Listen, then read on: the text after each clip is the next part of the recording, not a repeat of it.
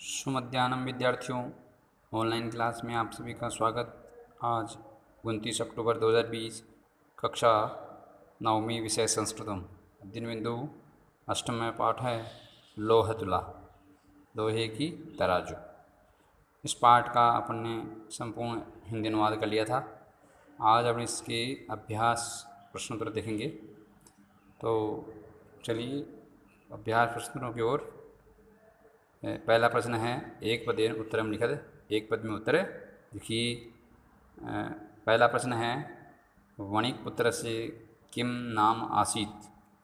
वणिकपुत्र से किम नाम आसीत्, व्यापारी के पुत्र का क्या नाम था?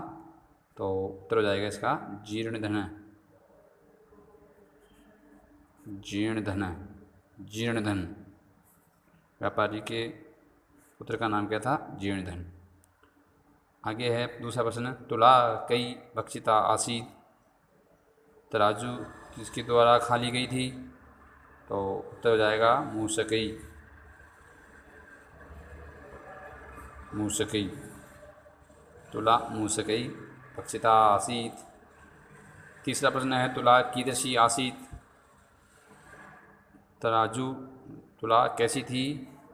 लोह घटिका, घटिता, लोहे से बनी। लोह घटिता, लोह घटिता, लोहे से बनी तराजू थी। अगला प्रश्न है पुत्र है कि नृत इति जीर्णधन पद्धति। पुत्र किसके द्वारा हरण कर लिया गया ऐसा जीर्णधन कहता है? तो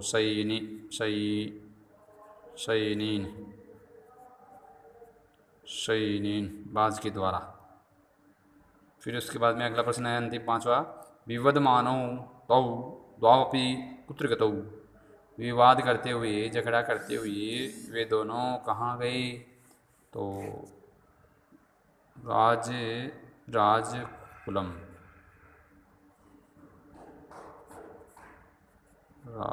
राजद्वारे, राज दरबार में, राजद्वारे, राजकुले। तो ये उसका उत्तर हो जाएगा। अब अगला प्रश्न है अधोलिखितानां प्रश्नानां उत्तराणि संस्कृत भाषया लिखिते। अधोलिखित प्रश्नों के उत्तर संस्कृत भाषा में दीजिए।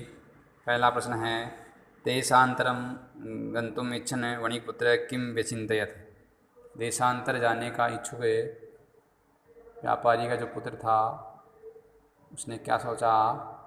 तो इसका उत्तर हो जाएगा जो पाठ में जो श्लोक आया था, ये श्लोक है ये कि यत्र देशी अथवा स्थाने भोगा युक्ता स्व वीर्यत तस्मिन् विवोहीनो यो वसेत स पुरुषा धमे। यस्मिन् देशे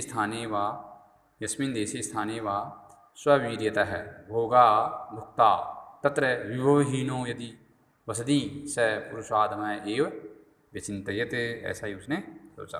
ठीक है कि जो जिसने यस्मिन् देशे स्थाने वा, जिसने जिस स्थान पर अपने पराक्रम से भोगने योग्य सुखों को भोगकर जीवन जिया है, वह व्यक्ति उसी स्थान पर विभवहीनो मतलब गरीब रह के निवास करता है, तो वह व्यक्ति नीच पुरुष कहलाता है। ये उसका उत्तर है।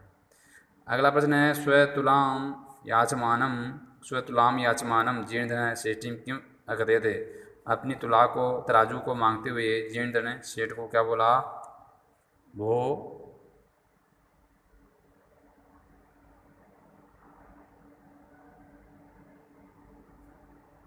अपनी तुला को मांगते हुए जीर्णधन को सृष्टि किम अकथयते। सेठ ने क्या कहा?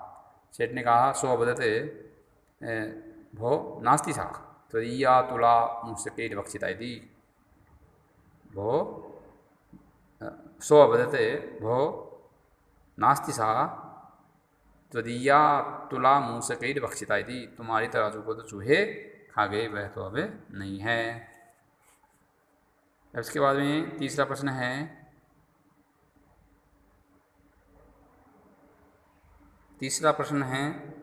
जीर्णधन गिरिगुहा गिरिगुहाद्वारं कया आच्छाद्य गृहम् आगते। जीर्णधने गिरिगुहाद्वारं कया आच्छाद्य गृहम् आगते। जीर्णधने पर्वत की गुफा के दरवाजे को किससे ढक कर आ गया। तो जीर्णधने गिरिगुहाद्वारं वृक्षशिलयाच्छाद्ये वृक्षशिलयाच्छाद्ये वृक्षशिलयाच्छाद्य गृहम् आगतः है। अगला प्रश्न है स्नानान्तरम पुत्र विषयी पृष्ठ है। वणिक्पुत्र श्रेष्ठनम किम अवदते। स्नान करने के बाद पुत्र के विषय में पूछे गए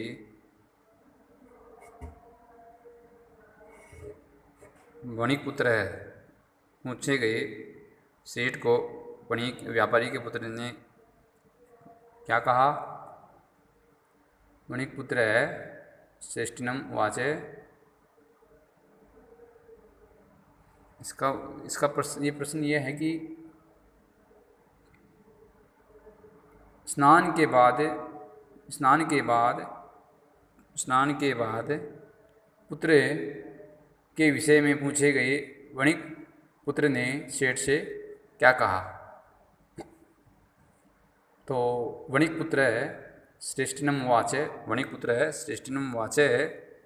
नदी तटात् सैनीन लित इति। नदी के किनारे से बाज के द्वारा उसका हरण कर लिया गया। अगला अंतिम प्रश्न है धर्माधिकारिणः जीर्णधन श्रेष्ठिनो कथम तोषितवन्तो। धर्माधिकारियों ने जीर्णधन और सेठ को कैसे संतुष्ट किया। धर्माधिकारिण जीर्णधन श्रेष्ठिनो परस्परम संबोध्य तुला शिशु प्रदानेन तोषितवन्तः। आपस में तुला और शिशु का आदान प्रदान करके उनको दोनों को संतुष्ट किया। ठीक है। अब अगला प्रश्न है, देखो अगला प्रश्न है कि प्रश्न निर्माण कुर्वन्तु। प्रश्न निर्माण कीजिए। तो इसकी जगह क्या करना है, इसकी जगह क्या करना है, इसकी जगह क्या करना है और इसकी जगह क्या लिखना है। तो जीर्णधन की जगह हो जाएगा कह। जीर्णधन की जगह हो जाएगा कह। और अभ्यागतेन की जगह हो जाएगा केन। और अभ्यागतेन और वृक्षशिलया की जगह हो जाएगा कया। वृक्षशिलया की जगह हो जाएगा कया। और तुला शिशु प्रदानेन इसकी जगह हो जाएगा कथम। ये इन शब्दों की जगह आपको ये सब लिख के और फिर प्रश्नवाचक चिन्ह लगाना है। ठीक है। अब अगला प्रश्न है अधोलिखित श्लोकानाम अपूर्णान्वय प्रदत्त है पाठम आदत्य तम पूरे थे। अपूर्ण जो है इसमें